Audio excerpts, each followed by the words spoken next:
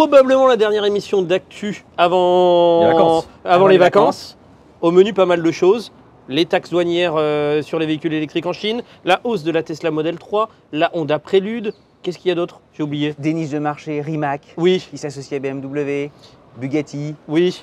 Karma, Rivian. Oui. qui est une voiture qui aura bientôt 15 ans, qui revient. Les chiffres du mois, la BMW classée coupée. Ouais. Bonne émission, les petits pouces bleus, on s'abonne?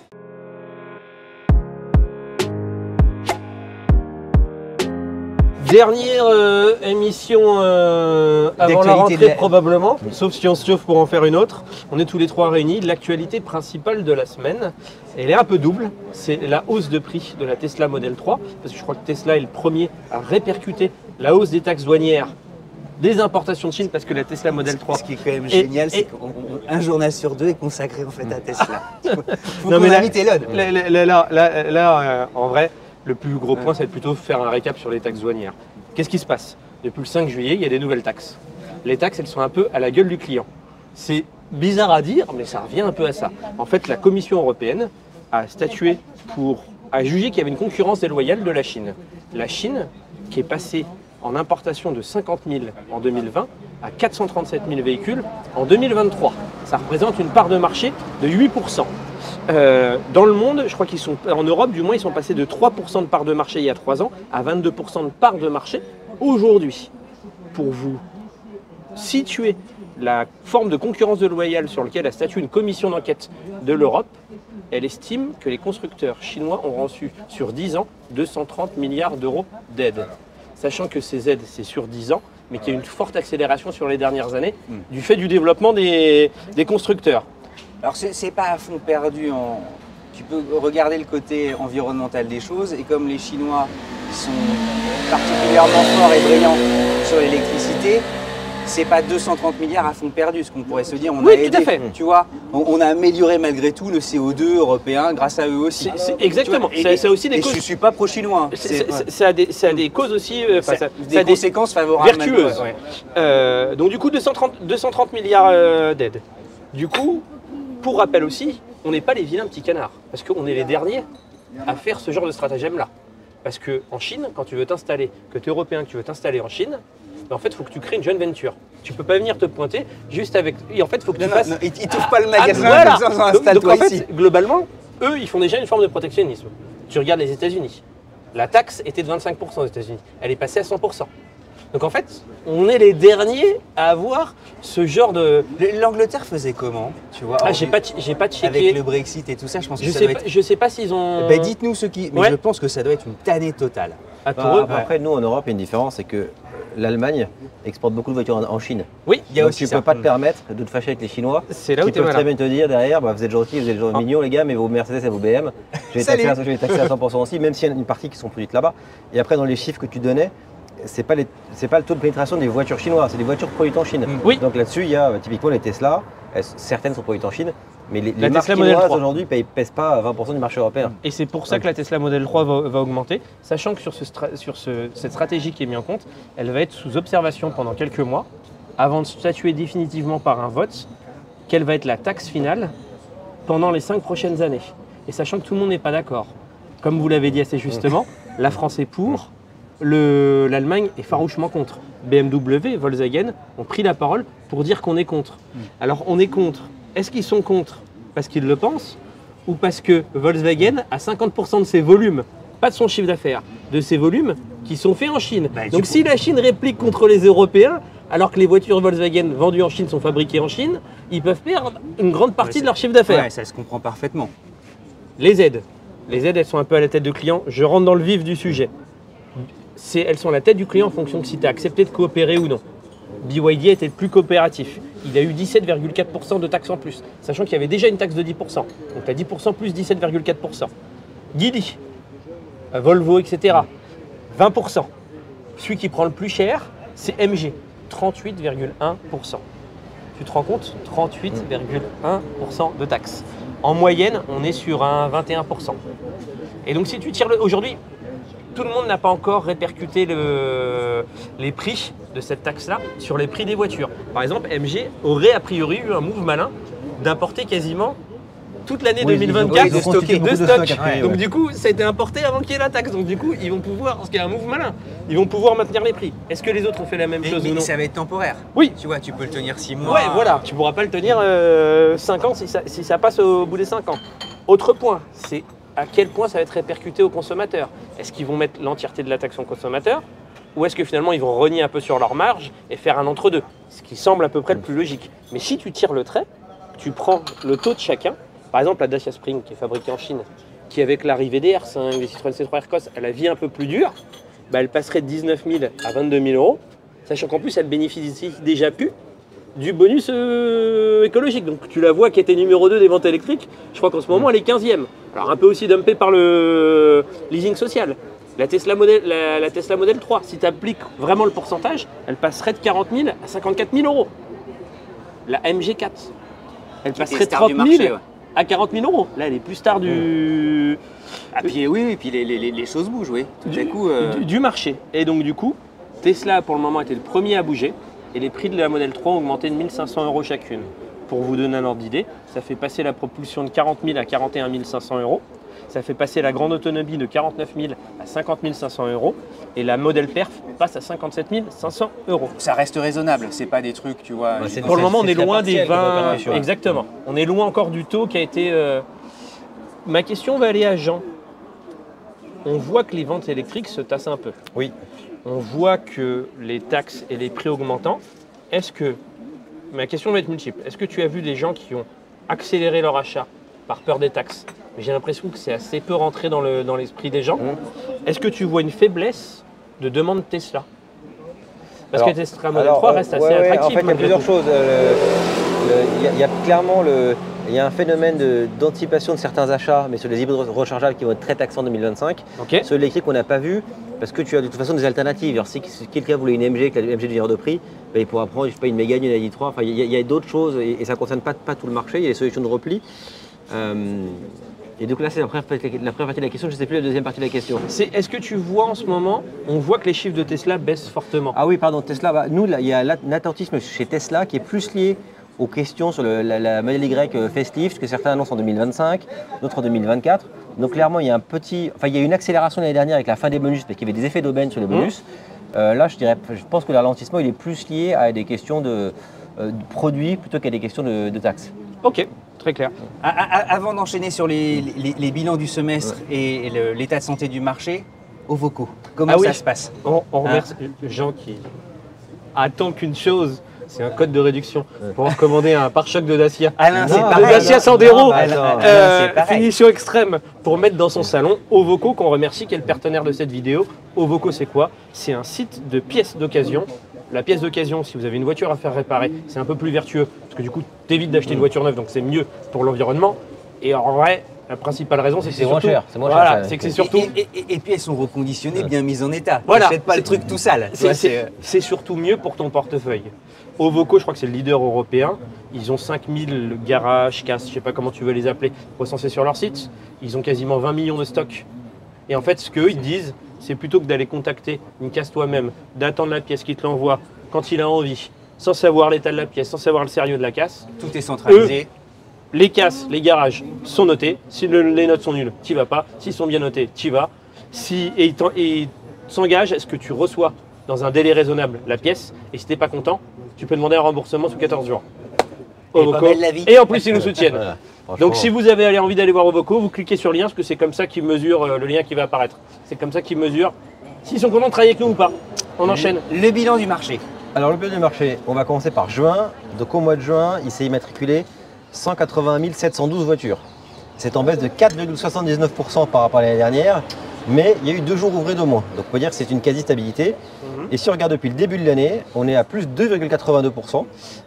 Donc c'est une hausse, donc c'est toujours bon d'avoir une petite hausse. On est en revanche toujours bien en deçà des niveaux d'avant Covid, parce qu'on est en haut pratiquement 30% sous les chiffres de 2019. Ouais. Les raisons, c'est toujours les mêmes, c'est que les voitures coûtent cher. Les gens ne savent pas quoi acheter entre hybride, diesel, électrique, hybride plug-in, et micro-hybride. Enfin bref, il y a beaucoup d'incertitudes technologiques et aussi réglementaires parce que les gens ne savent pas comment seront taxées les voitures et comment tout ça va évoluer. Et donc voilà, ça a conduit à un marché qui a beaucoup d'attentisme sur le marché. Si on regarde maintenant par énergie, donc l'électricité, c'est 17% des immatriculations. C'est exactement comme l'année dernière, donc il n'y a pas eu d'effondrement. En revanche, le marché a été quand même boosté en début d'année par le leasing social. Et il y a une légère baisse au mois de juin, parce que c'est 16% par rapport à 17% l'année dernière. Le sentiment qu'on a, c'est que c'est plutôt un tassement, un ralentissement, mais que ça ne remet pas en cause la tendance de fond. Mais clairement, c'est un ralentissement, une petite pause dans l'évolution. Je me permets de te couper, je crois que Renault va dans le sens de ce que tu dis. Renault aurait communiqué en retravaillant les chiffres qui, selon eux, hors leasing social, la part de marché en France électrique serait de 14%. Ouais. C'est pas étonnant. Et ce mouvement-là, on le voit bien aussi chez les constructeurs qui réinvestissent un peu dans le thermique, et qui pensent que, certes, on va aller vers de l'électrique, mais ça va peut-être prendre plus de temps que prévu. Donc voilà, petit. Pour 2027, ça pour le mois de mars, pas pour janvier. Mais en tout cas, voilà, il y a un petit ralentissement de l'électrique. Les PHEV, c'est 8%, c'est en baisse de 1 point par rapport à 2023. Donc là, il y aura sans doute une petite hausse en fin d'année avec les immatriculations tactiques pour éviter les hausses de taxes en 2025. Après, PHEV, c'est clairement une énergie de transition. Et aujourd'hui, ceux qui sont prêts à brancher une voiture, finalement, ils vont peut-être plus prendre une électrique parce que les infrastructures se développent et que c'est quand même plus sain d'avoir une électrique aujourd'hui qu'il y a 10 ans. Ce qui baisse beaucoup, c'est l'essence, parce que ça baisse de 6 points, on a 32% versus 38% l'année dernière. C'est énorme. Alors c'est très simple, en fait, c'est pas que les gens ne veulent pas de voiture essence, c'est simplement qu'il y a de moins en moins de voitures essence et qu'elles sont remplacées par des hybrides, micro-hybrides ou hybrides simples, donc des voitures qu'on ne branche pas. Donc finalement, l'utilisation est similaire à celle d'une essence. Mais en fait, comme ces technologies font gagner quelques grammes de CO2 par rapport à l'essence simple, ça veut dire que les voitures sont moins taxées. Et aujourd'hui, la plupart des constructeurs, quand on voulait un moteur essence, en fait, c'est un moteur soit micro-hybridé, soit hybridé, ce qui explique finalement le transfert de l'essence vers l'hybridation. On peut peut-être tout à coup apporter un éclairage en disant que les mild hybrides, on les a mis hors de l'essence, mais au fond, oui, c'est quasiment des essences. La baisse n'est pas faute d'un intérêt, c'est plutôt faute d'offre. Là, on a créé un petit peu une case pour se dire… Oui, enfin la conduite, c'est comme une essence. Franchement, il n'y a pas de différence. Point important, c'est que les hybrides simples, donc c'est une technologie qui avait été un peu décriée quand le plug-in est sorti, là qui finalement revient un peu sur le devant de la scène, c'est 18% et donc c'est plus que les tout électriques. Donc en fait, aujourd'hui, on vend plus d'hybrides simples que de voitures électriques en France. Le diesel, ça reste assez marginal à 8%, donc quand on pense à ce que c'était il y a 3 ou 4 ans, l'évolution est quand même énorme. Comme on l'avait dit précédemment, malgré le mouvement de fond vers l'électrification, les voitures qu'on ne branche pas représentent encore 3/4 du marché aujourd'hui. Voilà. On a un CO2 élégant aujourd'hui quand même. T'as vu ça? Je regardais, putain, vous êtes beaux les mecs. C'est vrai, c'est le bleu. Ouais. Toi, t'as une super chemise. Elle est toute neuve. Allez, on enchaîne prochaine. Ensuite, t'as vu, il porte des chemises. CO2 moyen. Alain élégant aujourd'hui, un joli shirt et t-shirt dégueulasse. On y va. Alain, il s'est mis prêt pour la plage à Pornic. Vas-y. Elle est un peu froide quand même. 85 grammes de CO2. Tu sais, une fois que tu y es, c'est les bonnes. Donc ça bouge pas, c'est toujours en baisse sur le long terme. Et puis si on revient sur l'électrique, ce qui est certain, c'est que le véhicule électrique, ça a sans doute été un peu artificiellement gonflé par les différents dispositifs, mais que la tendance de fond n'est pas remise en cause et que ça va ni s'effondrer demain, ni être 100% du marché demain.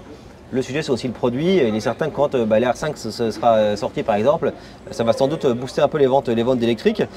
Si on regarde le top 5 depuis le début de l'année… On t'a peut-être d'ailleurs fait vendre… une première Alpina 290, t'as pas été interrogé par pas encore. Quelqu'un qui nous avait… je sais pas, je vais alors c'est peut-être pas… Mais en fait, un de nos abonnés nous avait montré une jolie BMW M3 dans une configuration verte, allez voir la vidéo, magnifique. Et un intérieur marron. Une berline V8 ? Oui.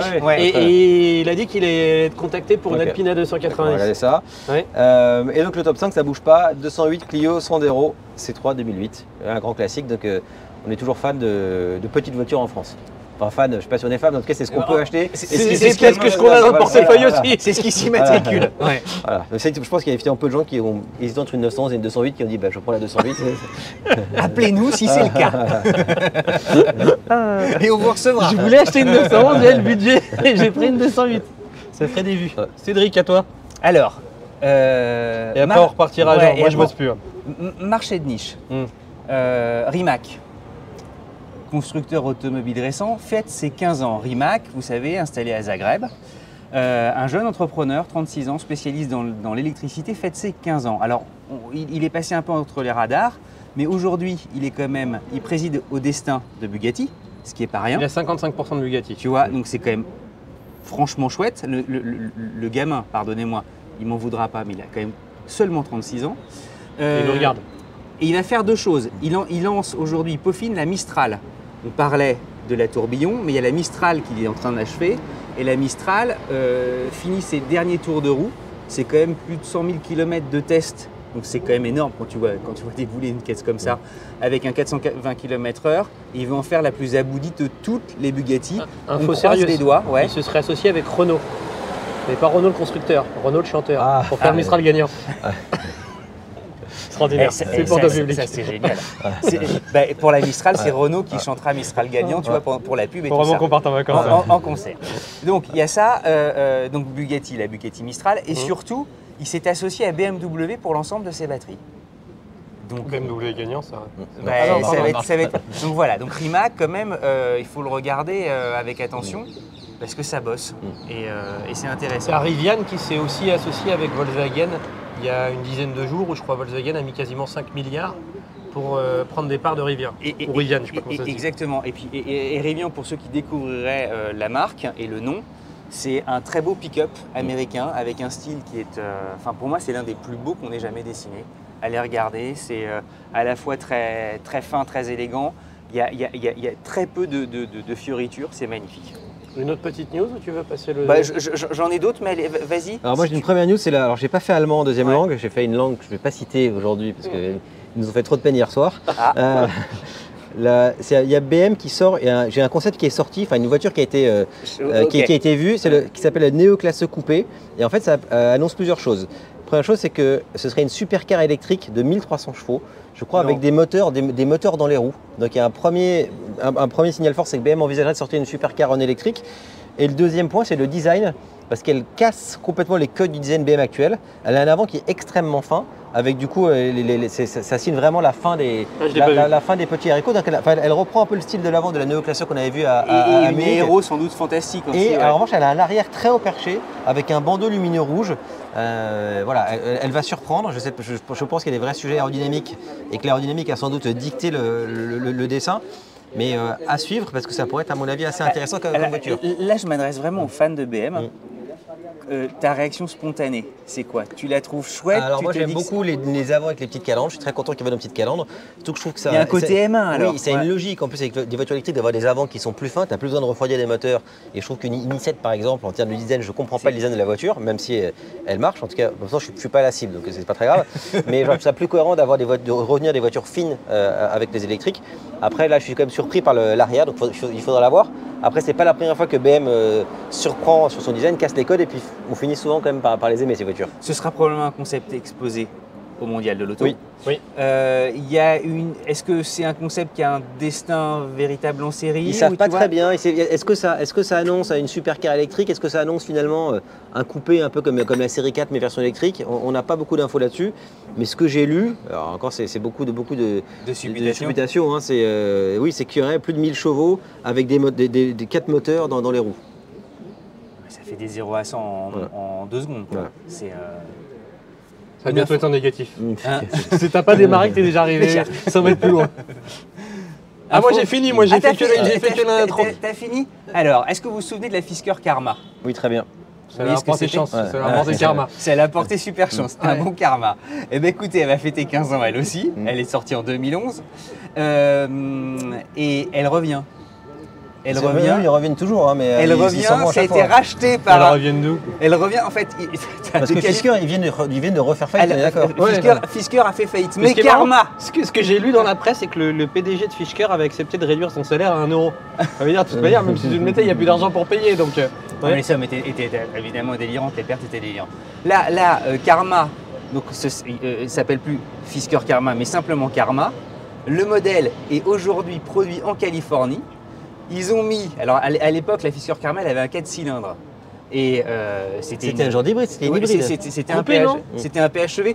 Il y a les images, vous verrez. C'est une grande berline basse qui était pas mal, il y avait franchement quelque chose et qui commençait en fait débuter sa carrière un peu avec la Model S en plus. Donc très très grande, presque 5 mètres de long. Donc là elle revient, donc c'est un design qui a quand même un petit peu le poids des ans. Et ils ont retiré le 4 cylindres, ils ont mis un 3 cylindres, 1,5 litre. Et elle fait quasiment 540 chevaux là où elle faisait 400 chevaux.